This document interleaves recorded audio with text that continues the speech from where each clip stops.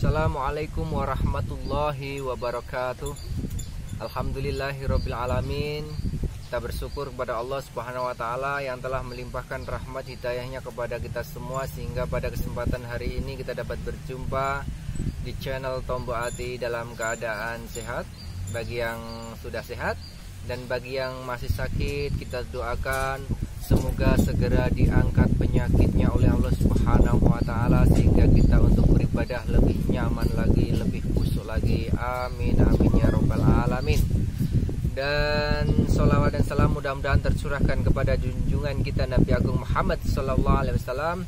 Mudah-mudahan syafaatnya dilimpahkan kepada umat-umatnya yang soleh dan solihah, insya Allah digolongkan kepada kita semua. Amin amin ya robbal alamin. Sahabat channel Tombo Ati dimanapun berada, bagi teman-teman yang masih mencari-cari bagaimana caranya untuk sembuh, saya tekankan kalian untuk mengikuti video dari video pertama sampai selesai.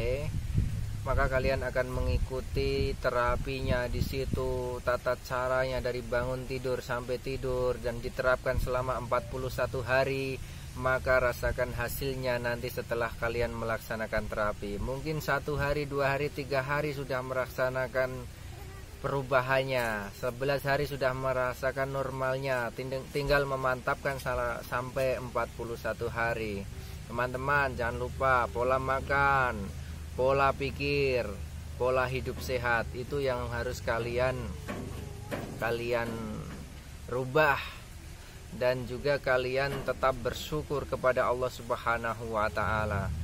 Bagi yang masih merasakan sensasi-sensasi yang setiap saat masih muncul, teman-teman, masih ada sensasi keleyengan, masih ada sensasi perut panas, perut kembung, perut begah, perut kerubukan, kerupuk kayak gitu, di punggung kaku-kaku, di belakang leher kaku-kaku, di belakang ini belikat terasa tertarik, di kepala terikat, di mata kedutan, kelayangan, sariawan, tenggorokan mengganjal, mulut pahit, kaki kesemutan, dan masih banyak lagi itu sensasi-sensasi yang dialami bagi penderitaan asam lambung, bahkan yang sampai mengakibatkan ansi dan psikosomatis.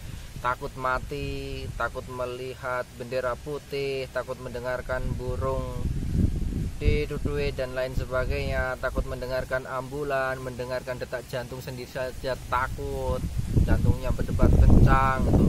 Apabila sensasi datang, teman-teman, kalian itu harus menyadari bahwa kalian itu sebenarnya tidak apa-apa. Tenangkan hati, kalian harus menenangkan hati. Selain itu teman-teman, cara menenangkan hati itu kalian melihat sisi baiknya teman-teman. Jangan langsung mengikuti rasa sakitnya, mengikuti rasa khawatirnya.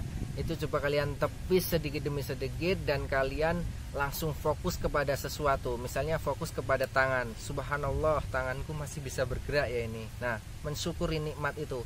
Alhamdulillah tanganku masih bisa bergerak. Nah, melihat tangan atau melihat kaki, alhamdulillah masih bisa bergerak.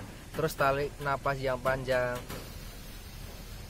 Alhamdulillah ternyata aku masih bisa bernapas, ya Allah, terima kasih atas nikmat-nikmat-Mu. Nah, begitu mensyukuri nikmat.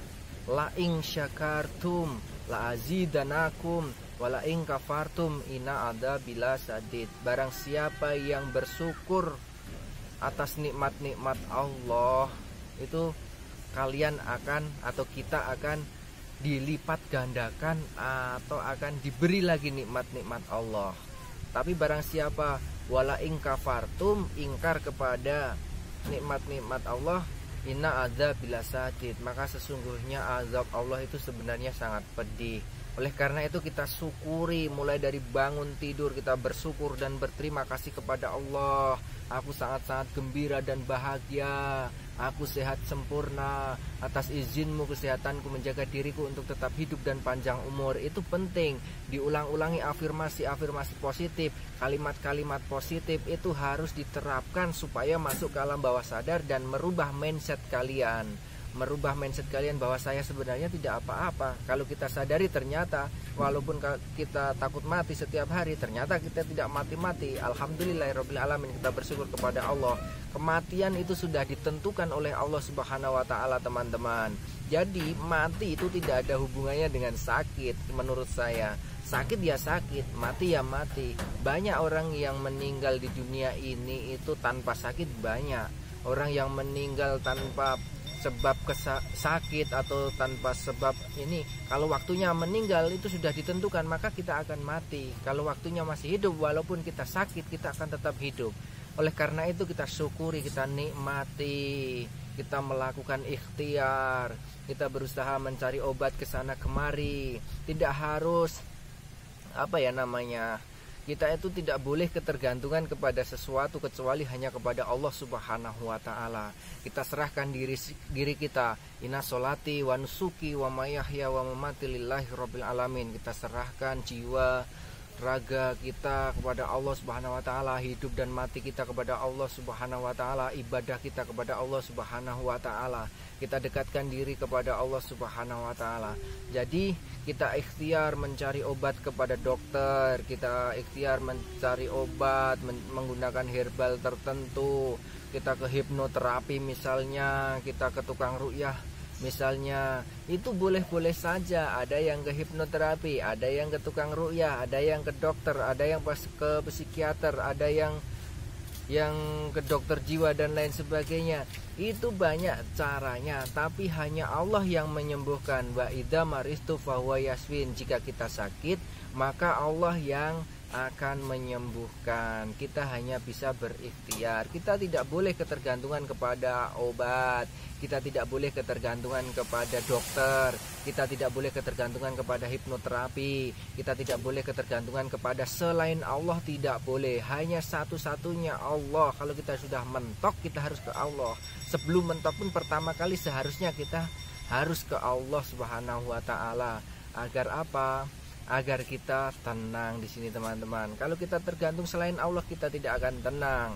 Kita itu harus ketergantungan kepada Allah Subhanahu wa taala. Jika kalian sudah serahkan kepada Allah, urusan sakit, urusan mati, urusan ini urusan Allah. Yang penting kita sebagai makhluk, kita harus melaksanakan kewajiban-kewajiban kita, melaksanakan tugas-tugas kita sebagai manusia itu seperti apa, kayak gitu. Kita nggak usah pusing-pusing merasakan sensasi kita, merasakan ini. Kalau ada sensasi langsung kalian bisa mengalihkannya sensasinya. Wah, sensasi di sini panas di dada, langsung lihat sisi nikmat-nikmat yang lain. Ya Allah, kita lihat sisi-sisi yang lain. Misalnya kita langsung alhamdulillah aku masih bisa bernapas, alhamdulillah aku masih bisa tersenyum, alhamdulillah, kayak gitu. Kita selalu mencari sisi-sisi nikmat-nikmat yang lain dari Allah. Misalpun kita diuji yang lain, kita harus pandai-pandai mensyukuri nikmat Allah. Kalau kalian pandai-pandai mensyukuri nikmat Allah, insya Allah akan segera disembuhkan oleh Allah Subhanahu wa taala. Teman-teman, jangan lupa ikuti terapinya di video-video dari video pertama sampai video ini. Kalian akan melihatnya di sana. Tidak harus di-download, tidak harus ini. Kalian catat saja, jam sekian saya harus ngapain, bangun tidur harus ngapain, ruqyahnya bagaimana, terapinya bagaimana, terus mendengarkan hipnoterapinya seperti apa untuk merubah mindset kalian. Afirmasi positifnya sambil jalan, sambil kemana-mana jangan lupa, sambil zikir, sambil sholawat, Allahumma sholli ala sayyidina Muhammad, sambil zikir hasbunallah wa ni'mal wakil, ni'mal maula wa ni'man nasyir, dan lain sebagainya. Baca kulhu falaq winas, ayat kursi, al-fatihah, itu yang paling penting sebagai ruqyahnya. Ruqyahnya standar saja, baca-baca ayat Quran itu. sebagai sifat wa nunazzilu minal Quran bahwa sifai wa rahmatul lil mukminin. Al-Quran diturunkan sebagai sifat, sebagai obat bagi orang-orang yang beriman. Oleh karena itu kalian silahkan melakukan terapinya, kalian catat jam sekian terus ngapain. Saya memaklumi orang-orang ANSI itu sulit memahami teman-teman. Jadi kalian harus sediakan pulpennya, kalian catat harus ngapain, titik terapinya, pijatnya di bagian mana dan sebagainya. Saya selalu mengulang-ulangi itu. Tapi yang saya tekankan untuk video ini, kalian harus mensyukuri nikmat-nikmat Allah sekecil apapun. Karena kalian itu harus berusaha menunjukkan saya sudah sembuh meskipun belum sembuh teman-teman. Saya sudah sembuh, saya sudah sehat meskipun belum sembuh teman-teman. Harus menunjukkan alhamdulillah Engkau sudah menyembuhkan aku ya Allah, alhamdulillah Engkau mengizinkan aku berjalan ya Allah, alhamdulillah Engkau mengizinkan aku berkedip. Sebentar sayang. Alhamdulillah Engkau mengizinkan aku merasakan nikmat-nikmat-Mu yang lain ya Allah. Kalaupun sakit seperti ini nggak apa-apa ya Allah, asal Engkau nggak marah ya Allah, asal sakit ini mendekatkanku kepada Engkau, akan mendapatkan nikmat-nikmatnya nanti setelah hari akhir ya Allah. Semoga dengan sakit ini mengangkat derajatku ya Allah. Kita syukuri seperti itu. Dan mudah-mudahan sekali lagi saya doakan kepada teman-temanku semuanya, kalian segera disembuhkan. Sakit ini teman-teman yang kalian rasakan ini sudah diukur oleh Allah, diberikan kepada kalian itu kalian pasti kuat. La yukallifullahu nafsan illa wus'aha. Diberikan ujian kepada manusia itu sudah sesuai kemampuannya. Oleh karena itu pasti kalian akan kuat dan pasti kalian akan segera sembuh.